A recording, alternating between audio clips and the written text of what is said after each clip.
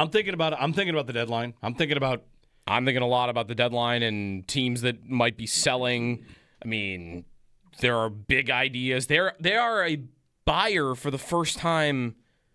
Well, they're a real buyer for the first time in over a decade. There was the 1 year that Bottrell decided they were going to be like a fake buyer when they traded for like Wayne Simmons at the deadline when they were 9 points out of a playoff spot.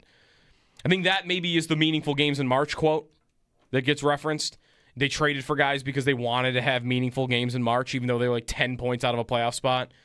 So other than that, they haven't been I don't think, a legitimate buyer since they last made it, right? What's their last like real buying deadline move? Brad Boyes. Other than, again, that like they trade for Wayne Simmons, but it was fake. Rafi Torres, Brad Boyes. Like that timeline.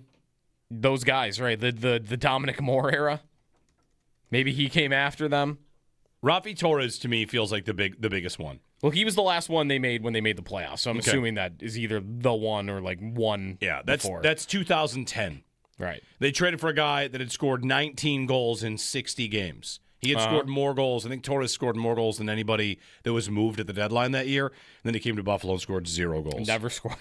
Never scored for the team. And then went to Vancouver and scored 14 the next. Like, it's just, looking at its page, it's funny. It's 19 over with two different teams. 19, Columbus, 19. No, that would have been the same year. 14, 15, and then just a cup of coffee with the Sabres, 0.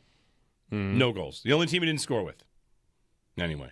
And those are not massive deadline moves where like you're the story of the day. And there are players they could trade for at the deadline where that would be the case. Like if they got one of the Blues guys, the Blues are 15 points out of the playoffs right now. Like they're going to sell.